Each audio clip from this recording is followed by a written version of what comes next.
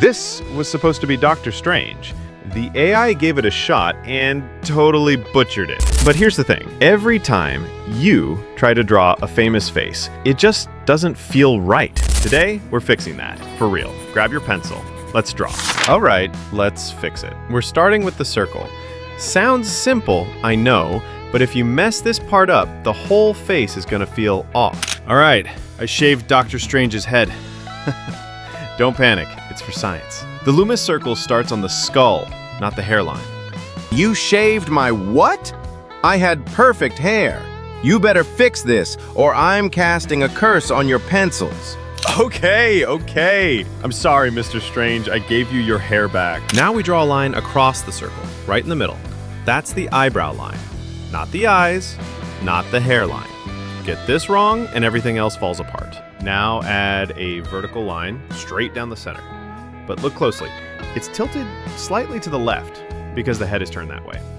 This line shows the face direction. Now we add the classic 3 lines: hairline, nose, and chin. You probably know this already, but if you don't, drop a comment and I'll explain. Now we slice off the sides, just like Loomis did in his book.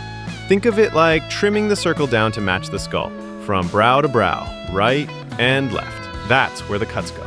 Now we get rid of the extra sides of the circle, the parts we don't need anymore. Then we connect the jaw lines down to the bottom of the chin. All right, final touches before we dive into the actual features. I added 2 simple necklines, some quick guidelines for the eyes, a small circle for the nose, and a marker for the ears. Even threw in a curved V to show the front plane of the face. If any of this is new to you, drop a comment and I'll walk you through it. Now we're ready to draw the real stuff. Let's build the nose, starting with the basics. First, I added 2 small circles beside the center one. These mark the nostrils. Now, where those 3 circles intersect at the bottom, that's where I sketch the base of the nose. Next, I shape the nostrils, not too sharp, not too flat, just enough to give them structure. Then I define the sides, following the edges of those side circles. And finally, I shade around the bridge, connecting the nose to the brows with soft vertical tones. That shading, it's what gives the nose volume, so don't skip it. Right after the nose, I sketch a light outline for the mustache. Just the outer shape, nothing detailed yet. Keep it soft and even. We'll add texture later. Since the lips in this reference aren't too defined, I focused on the mouth line first. That slight curve between the lips, it's enough to sell the expression. Then I added a soft shadow for the lower lip and just a hint of the upper one. Nothing too sharp. When lips are subtle, keep your lines subtle too. Now it's time to develop the mustache. I'm keeping it light with short, simple strokes. Not going full realistic yet, just giving it shape. Then I move down to the area between the lip and the chin, connecting it with the same soft texture. From there, I sketch the outline of the beard. Again, light and loose. Think of it like blocking in shadows. You're just building up the form for now, not adding detail. Always start simple. You can refine later, once the full structure is in place. After finishing the beard, I move down to shade the neck, keeping it simple and soft. The neck here isn't too complex, so I just follow the natural curves from the jaw down. Now let's sketch in the cloak, or really, that dramatic collar Doctor Strange wears. I start with clean outer lines, then add some hatching inside to suggest folds and texture. No need for perfect detail here, just enough contrast to show it's fabric, not skin. Remember, this stage is all about separation, defining what's face and what's costume. It doesn't have to be finished, just clear. Just added a few light lines to shape the ear, nothing detailed, just enough to show the main folds. Kept it soft and loose, no need to overthink it, it's just the ear. Placement stays between the brow and the bottom of the nose. That's it. Simple and clean. All right, time for the eyebrows. I started on the right one first, using short strokes with the pencil tip. Darker at the base, lighter toward the edge. It's all about direction and tapering. Pro tip, the outer end of the brow should feel sharp and light.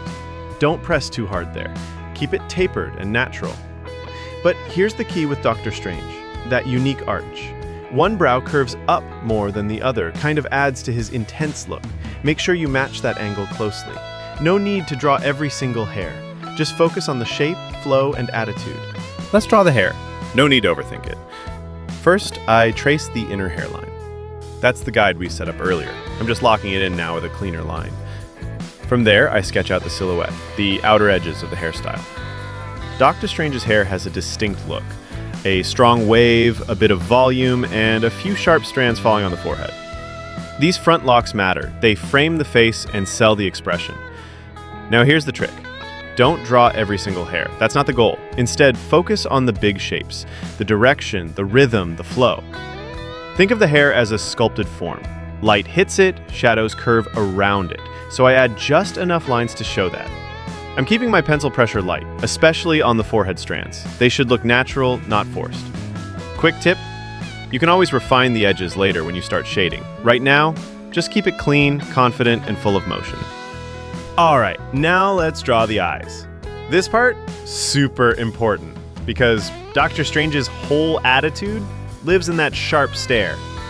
First move, I drop a clean horizontal line just under the brow. That's where the upper lid crease sits. And sometimes that crease touches the top lid, depends on the angle. I sketch both sides, making sure the curves match. Then I define the lower lid. Not too round, not too flat, just enough to frame the eye shape. Here's the catch. Strange's eyes are narrow, almost squinting. That's where the intensity comes from. So don't go wide-eyed here. Keep them tight and focused. Next, soft shading for the sclera. The white of the eye isn't actually white, especially in shadowy scenes like this. Now I drop in the iris, slightly off-center to the right. That's where he's looking. And I darken the pupil in the middle. Final touch, I pop a highlight in with a white gel pen. Just a tiny sparkle. Boom, life. Quick tips. Don't over-outline the eye. Let the shading do the work. Keep your pencil sharp for the eyelids. Mirror check both eyes often. Symmetry matters. This is where the drawing starts to feel alive. So slow down and give those eyes some love. And that's it. Our Doctor Strange is all sketched out down to every little detail. Hope you had fun watching. Drop a like, leave a cool comment, and share it with your artist friends. See you in the next video. Stay creative.